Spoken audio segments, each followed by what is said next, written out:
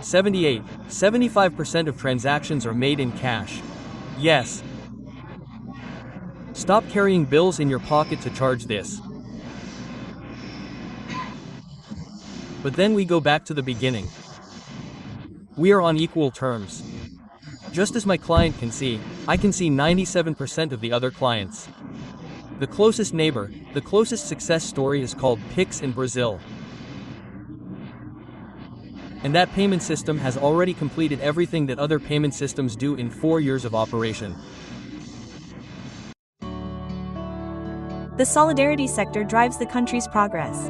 At Garantiza, we support it with experience and financial solutions that make a difference. We design guarantees that protect your credits, take care of your entity's liquidity, and strengthen trust in each transaction. With Garantiza, you reduce the risk of default, promote credit placement, and make strategic decisions with greater solidity. More than coverage, we offer sustainable financial growth. Our guarantees support dreams, drive projects, and generate trust in members and the entire community. Contact us and find out how we can support your entity's growth. Guarantees trust that supports, solutions that transform. Welcome to Gestión Solidaria, a program where we introduce the protagonists of the national cooperative and solidarity sector. We are at the 12th version of the Financial Cooperative Convention, here in the city of Pereira, and there was a panel. What was the name of the panel? The first few days have been brief. Well, that's an indication of where our conversation is going. Mr. Santiago Gallego, who is on the far left, is the manager of Visionamos, which is the technological platform that has been implementing all this synchronization of cooperative wallets with the institutional wallets of the Bank of the Republic. Mr. David Alejandro Ramirez, I know that you are from Bancomeva, but what do you do at Bancomeva? I am the commercial director of payment methods and digital interaction. You are just a lawyer. And Camilo. Cantor. Camilo Cantor is a consultant, but today he is playing for Independiente. He says that we should not introduce him to the company because he only comes from Independiente. Camilo was the moderator of the panel that just ended here at this convention. What was the central question? I believe the most important question is, what have been the milestones achieved in the process of building this ecosystem for the solidarity sector? The Brieve ecosystem that allows for transactions, immediate payments between banks, cooperatives, and institutions, and above all, interoperable. I believe that this is the core of the topic. The panelists gave us more details about the milestones from both sides. And who should we give the floor to for the first turn? Let's start with Dr. Santiago. Well, Dr. Santiago, here's a short question for you to ask. A quick question to solve the problem that some entities in the national cooperative and solidarity sector have. Well, I would say that the most important milestone. The most important milestone that we achieved was putting cooperative organizations, employee funds, and mutual funds into production. Today, we have 150 organizations in production with Brieve registered and transacting with the Bank of the Republic. I said that this is the most important milestone, to meet the entire schedule established by the Bank of the Republic, and as a node of the cooperative sector we achieved it and made the first transaction. I saw you as the driving force behind this entire project. For months you stood in every auditorium, on every stage, saying, "Yes, we can." Are you satisfied with the task? I am very satisfied with the sector, because as I said, I have been in this sector for more than 40 years, and the truth is that it would have been difficult for us to achieve it if we had not been determined to do it and to do it in a disciplined, judicious manner, and we did it. In other words, more than a technological issue, it was a cultural issue. 100% cultural. The technology has been invented, it is made, there it is, it already works. A cultural issue. What do we have to do from now on? Cultural change. In other words, This could be a clear example of what is coming in the coming years. Total, complete change, we have said. We have to completely change the way we have done things up until now. We are definitely. FEBOR, the cooperative for employees and retirees of Banco de la República, as well as their families. More than 5,275 hearts inspire us every day to grow together. With programs that generate social impact such as events, sewing and favor visits, we build community. We support our entrepreneurs with initiatives that strengthen their business ideas, such as the Emprende Bogotá route and the Chamber of Commerce's Spirit. At February, we are more than a cooperative, we are a family. Favor. Together, we build well-being in the future. We count on you. Count on us. Mr. David, as you represent one of the largest entities in the solidarity sector, even one of the most important and representative in the country, how have you seen these first few months, these first few days with such a large audience? Because you are probably one of the entities that handles the most volume. That's right. That's right. We are the largest multi-activity cooperative in the country. Yes. Let's say that we see this brief topic as an opportunity for the solidarity sector to be on the same level as the country's traditional financial system.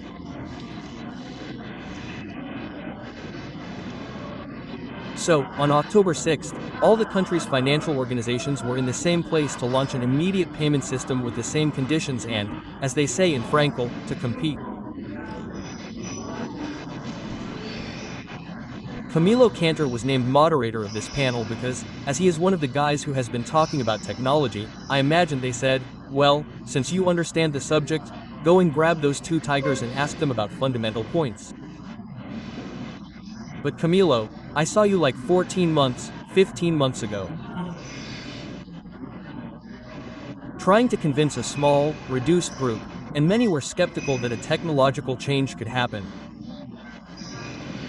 You who have seen that process, what lesson do you take away? Well, first of all, I think the result of this process is a perfect example that it is possible. Santiago told us about 150 entities that. Felipe Nodal from the Financial Superintendents was in the debate. 145, 150, I believe Santiago, 150 solidarity entities, and soon. That is an acceptance and insertion into this concept of transactional ecosystems.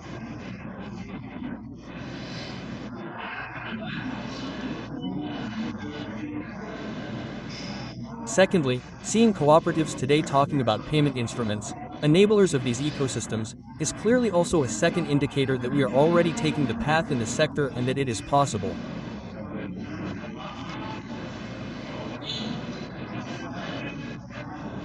In other words, I think the message, I have been hearing about digital transformation issues with Santiago.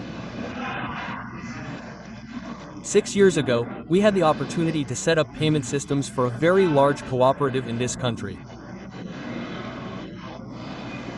One of the 5 largest in this country, without a doubt, I think. And there we began to build a path of cultural and digital transformation. Today we have cooperatives with apps, with Breeve, with PCE, acting through Visionamos and some, why not, acting directly against CH. And there is the very clear issue that the discourse did not remain rhetoric, it did not remain in speech, but in deeds and results. Well, but tell us some secrets. When you have 150, what do you mean, 150? 150 IPs and each one has a different server. Some have one brand, others have another brand, and others don't have it, they have the cloud. How do you connect all that? What did you have to do in the early days to be able to synchronize all those systems? That's always been the biggest challenge. Since Visionamos was founded 22 years ago, the #1 challenge has been how to connect cooperatives that barely have an Excel file to keep their accounts, which they call software. How to connect them with technology. Those who still have a notebook. how to connect them with technology, how to install instruments, how to install electronic channels. The challenge there was so enormous that today the platforms we've had to develop interpret and connect with everything in Excel. We connect any software.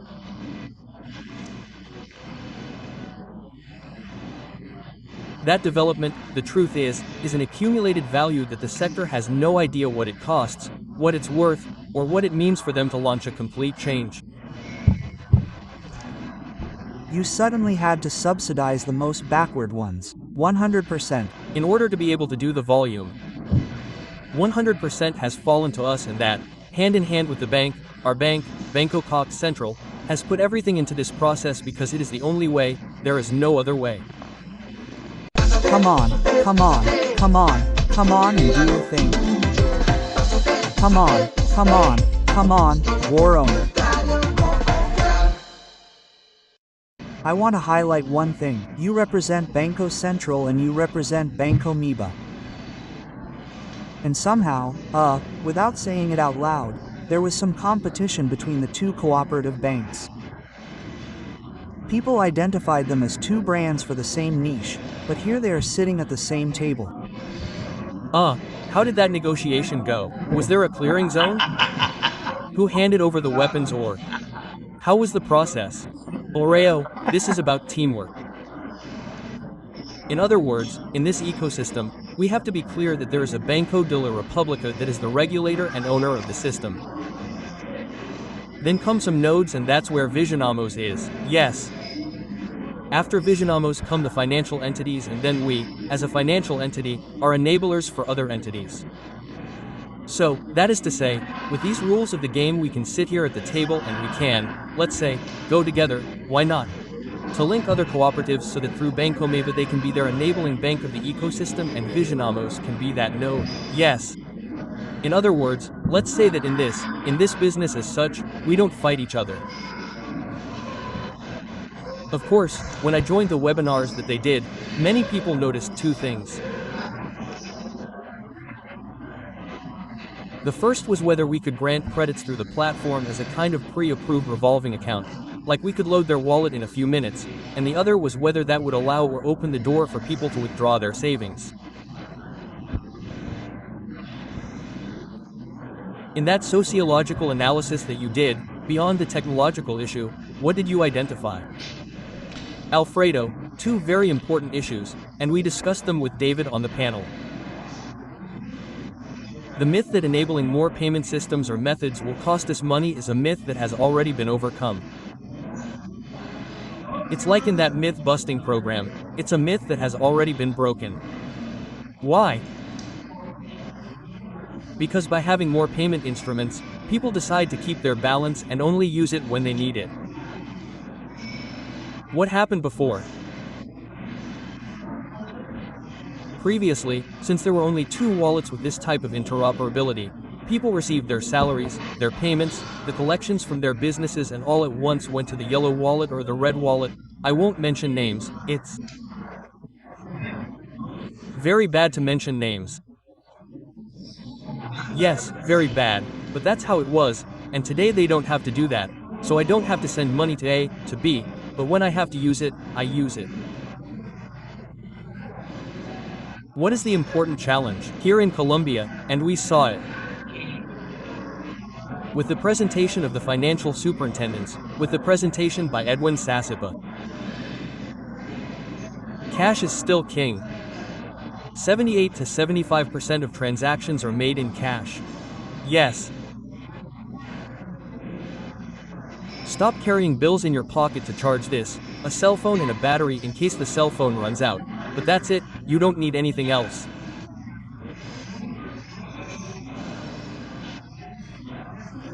Not only is the ID card digital, the pass is digital, but the money is digital, and you no longer need to have an account in Wallet A or an account in Wallet B in any cooperative entity, in any cooperative with a savings section.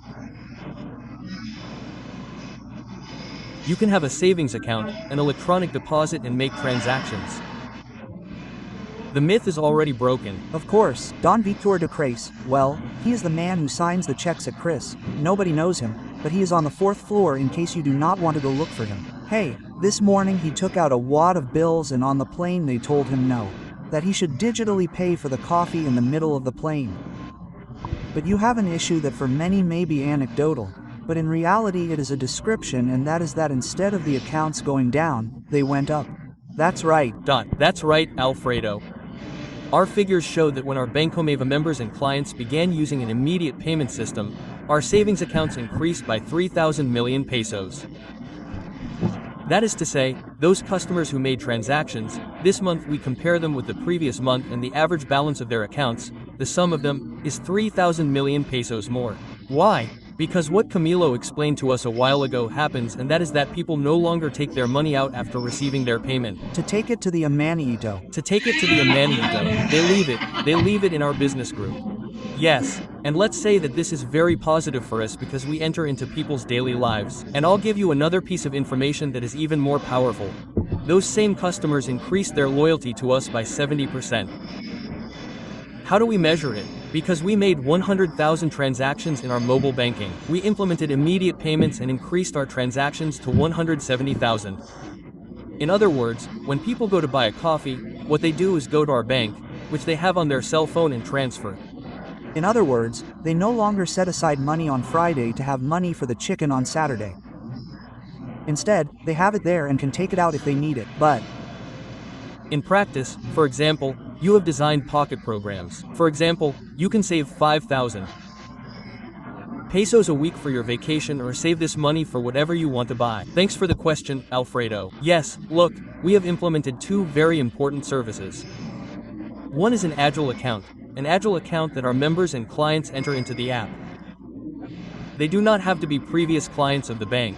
They enter our app, take a photo of themselves, take a photo of their ID, and create a small deposit account there in seconds. That is the first thing. And the second thing, we also implemented the I forgot. What is the pocket? Pockets, yes, we have some PAPs that we call a savings program, or program savings plans, and we tell people, well, we're going to save you 50,000 pesos, 10,000 pesos so that you can plan, that vacation, that home purchase that you're visualizing, that vehicle purchase. And I'll take advantage of the question, Alfredo, to tell you something. As a bank in the solidarity sector, we focus on loans with a purpose. What are loans with a purpose? Mobility, transportation, and housing. And that's why saving is very important. They have to start saving to build that vision for the future. ABP Cooperative, 36 years growing with you.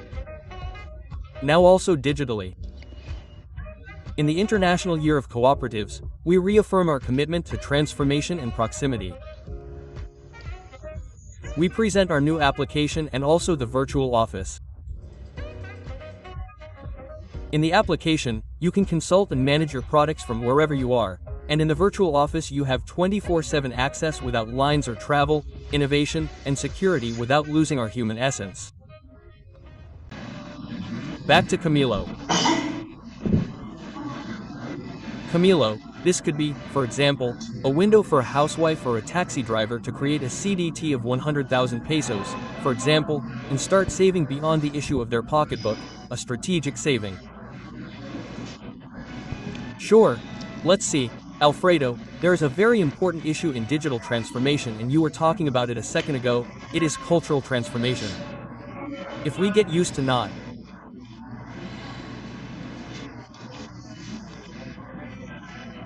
investing time in going to an office, waiting in line, asking for an appointment, waiting to be attended to open a CDAT of 100,000 pesos, and we do it directly from the account with a deposit through Breeve, with a transfer through Breeve, with a payment through Breeve from any entity, you no longer have to go anywhere.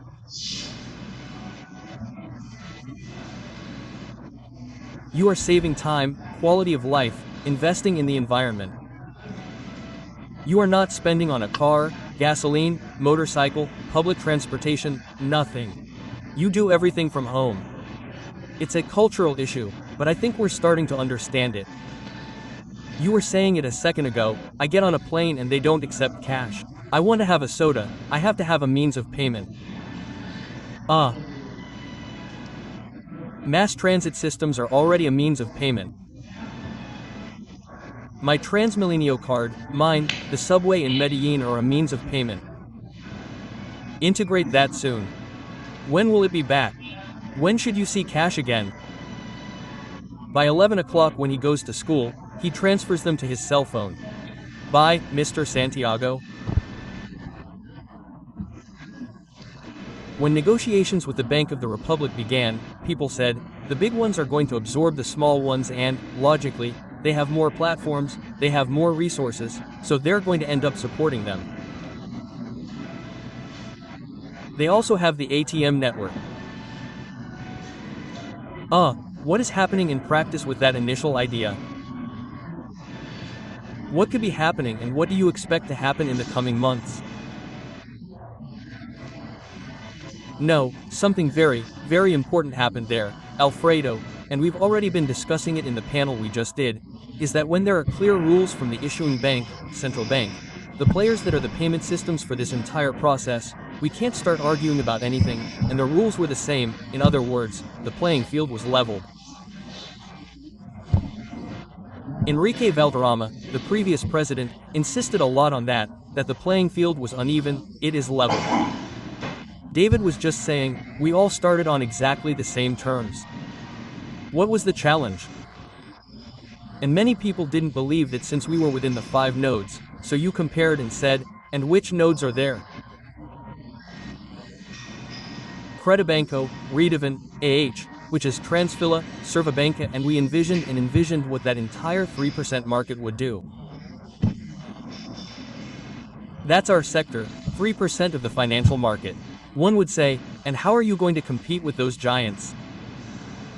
When the rule is clear, we have to put ourselves on a level playing field. And we did. Let's talk about fears. Open banking. If a cooperative member receives 20 million pesos because he sold a motorcycle, bought a car, or managed to raise some cows, and then the cooperative's competing bank sees that 20 million pesos were withdrawn from its ATM, that customer is attractive. Of course, they're going to start flirting with the cooperative customer. Yes, of course. But then we go back to the beginning. We are on equal terms. Just as my customer can see, I can see 97% of the other customers. I only have 3% of the market. The traditional financial sector has 97%, so we shouldn't focus exclusively on 3%. How do I conquer 97% when I am on equal terms? It wasn't possible before because the yellow and red ones were monopolies. The monopoly was over, and he had an army of those nice girls who went from office to office with a briefcase. Exactly.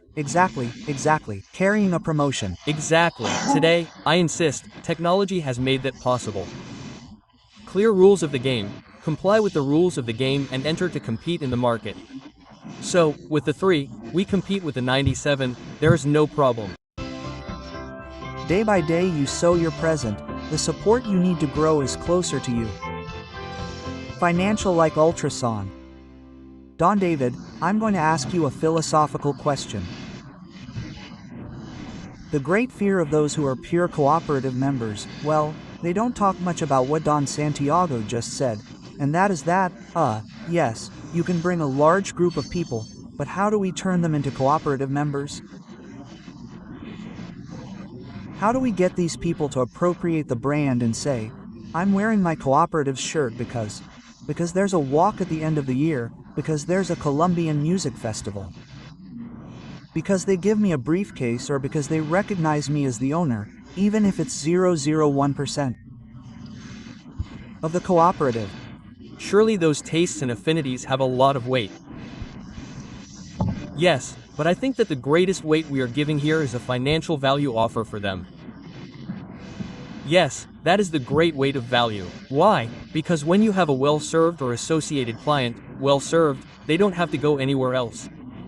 So, here we are telling them, look, your cooperative has all these functionalities, all these capabilities, and in addition to that, they understand it, they go at the end of the year, they give them their briefcase or they go to that convention, they educate them, they do all that part that cooperatives have that banks don't.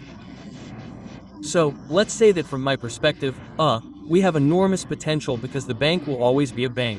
The cooperative has something additional, and that is that it goes, as you explained, very close. And here I want to tell you two things that are also very important, and it is good, and how does a cooperative acquire these capabilities? So, bank as a service is a word that we all have to start working on, and it's what I was explaining to you just now. Opening an account quickly, making it quick, having a bank that has the capabilities to enable it, and whether it's the cooperative that opens an account in seconds, or a cooperative that transfers quickly from its app. How does it do it? Through these capabilities. And I'm going to tell you another one that you were talking about earlier, open finance, right? Open economy. Let's remember that partner you saw, who took out 20 million because he finished fattening his cows and everything else, that partner who takes out 20 million so that the yellow bank or the red bank can consult it and find out that he took out 20 million, he has to authorize our cooperative to share that information, right? So, that's not how he's going to take it out. So, am I going to meet him or vice versa? What is our challenge? That our members give us authorization, or that they give authorization to their banks to share the information with us? Yes. And in that way, as a cooperative, we can help them with housing credit. We will have all the information. We know that he pays rent. How much does he pay for rent? We know that he pays for cable TV, but we will know all that if he allows us to know it in the system.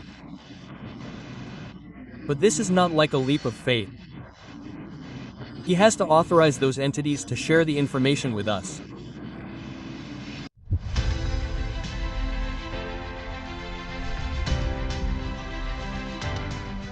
Do you know what our purpose is? To help you fulfill your dreams, your projects, your goals. In our group, you will find a great team with whom you can share, learn, and make whatever you need come true through savings, investments, or credit to achieve your goals. Join us, we are waiting for you to start fulfilling your dreams.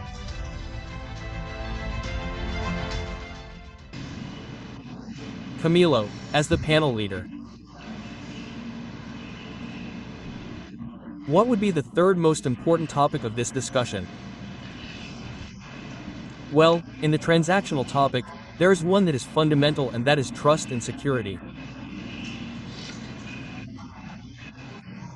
In order for everything we have talked about leveraged by technology to work, users, entities, and businesses must be 100%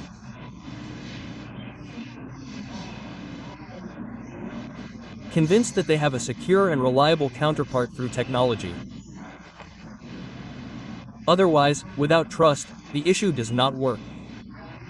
That is where the last topic we discussed comes in, which is the issue of fraud, how to generate trust, how to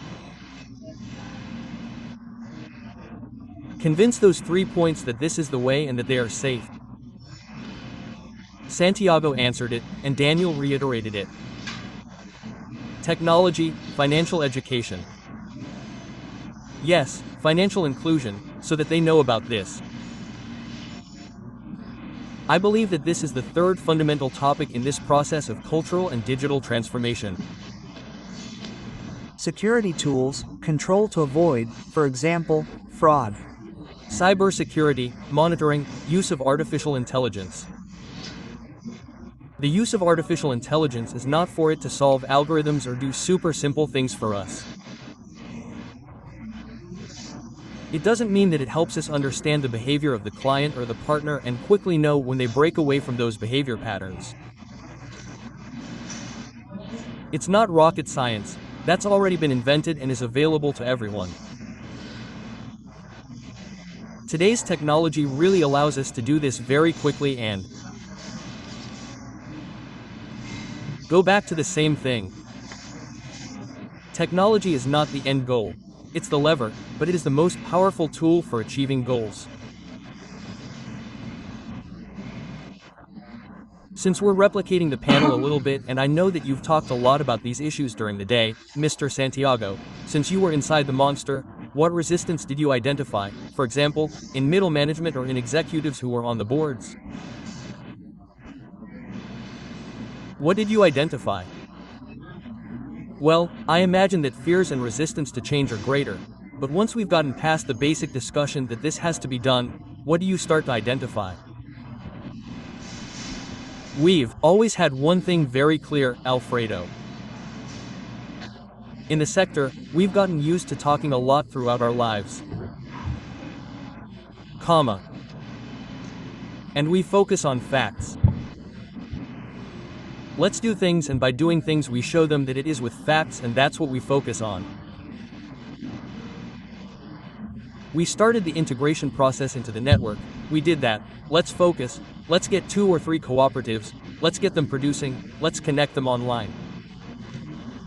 We've been making immediate payments for 22 years. Our network was born interoperable. When all the cooperatives enter the network, they transact with each other in real time, 22 years ago, and that's how we did it, and that breaks down fears. It gets rid of that. You get rid of the anxiety of having to generate a network of ATMs, for example, which was part of the task that Visionamos had been given. Sure. In other words, what strategy do we follow? Let's evaluate the ATM business model. During all these 22 years we have concluded, that is not a profitable business. Why is it not profitable? Because that is a high-volume business and we do not have the volume. So, let's form an alliance. Our partner Servibanca has 2,700 ATMs. We achieved reasonable rates, let's say, not the best, but we got rid of the problem of investing in and managing ATMs. My last question for you, how many branches do 150 cooperatives have? In other words, this could be that network of ATMs, not digital, but physical. that can serve the public for cash. Today we have 675 branches in the network, online, doing transactions in real time for 22 years. And add 3 ATMs per branch. Yes, in other words, people can go. Sure, but in addition to that, doing transactions in those branches allows them to do so at zero cost, which is how we've always done it since the network was created. And I can go to BP and withdraw money for food. Without any problem, and I can go to Any that is in the network. The thing is that has been the problem. Today, in the cooperative sector, we have 172 savings and credit cooperatives, of which we only have 60. Where are the other 110? They are not there. Yeah. Of the contribution and credit cooperatives, there are 2,000, we have barely 50. Where are the other 1,900? What was missing from the call? There is a very complex issue here, and that is that this sector, unfortunately, continues to control the discourse, but not the practice. The discourse, integration, the practice of non-integration. Sure, and the great fear of losing control over the small piece. Yes. But the problem is that if you do not understand that only that 97, which is the other market, can easily be swallowed up, and if you do not understand that by joining that 13, you can swallow up part of the 97, it will be very difficult for us to achieve that discussion. In other words, we have to end those discussions somehow, with facts. Mr. David, I see that you are focused on the figures and that you have them in mind and you know what could happen in terms of prospecting.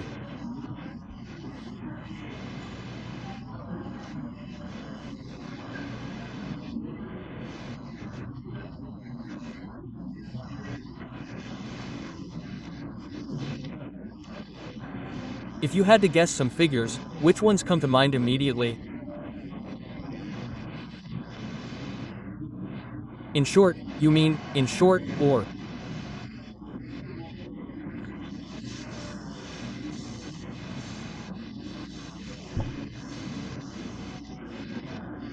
dot dot dot.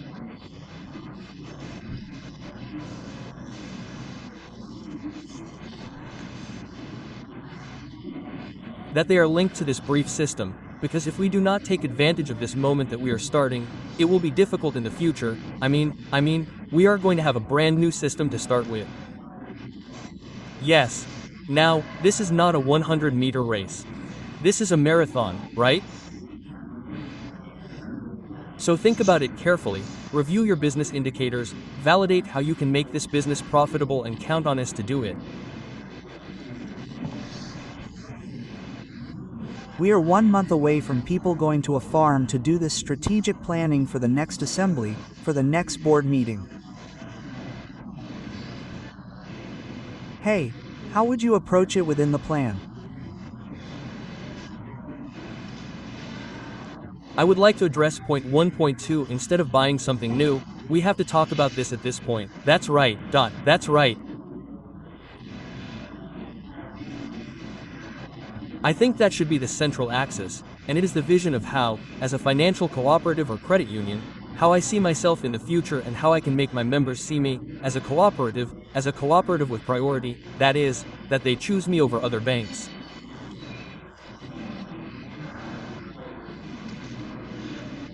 For example, for a credit union, it has to be right now. My recommendation for that advice that you mentioned, yes, is that they have to start, well, how am I going to collect my portfolio? Why don't I do it through an ecosystem that quickly, which is more, brings me the money faster because it is immediate and it is cheaper and I can do it automatically, right? So, from my perspective, these should be the first points addressed in that strategic planning of why not include 2026 or 2028 as a plan, because this is not what I set parameters for and leave it running and then it doesn't require education, follow-up, or a business case. Yes, because in the end, that is what is behind participating in an ecosystem like this. Since Camilo is already looking at his watch, let's do a little, tell me about the future. Whenever I talk to you, I always ask you, the ultimate question. Tell me about the future, in other words, where to focus your attention. I believe that the focus is still on the transactional issue.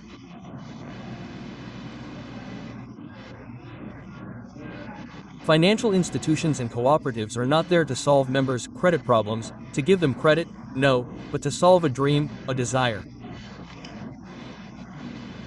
I don't wake up in the morning thinking, hey, I want to get into debt today. Nobody. A person wakes up in the morning thinking, hey, I want to change my car, I want to buy a new cell phone, yes, I want a vacation in Pereira, this hotel is cool. That's what people wake up thinking. How can we achieve that desire? Through payment instruments, through credits, digitally. Improving the lives of members. This is where credit unions, contribution and lending cooperatives, financial cooperatives, financing companies, and banks come in to solve the problem.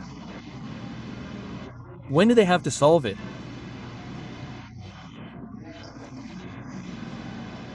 When the member client needs it, that's where we have to look, putting the member and their needs at the center. All of this is leveraged by technology. Well, here we have cloned the second panel that was given today. There are many more panels, but we have selected a few to talk about these fundamental issues.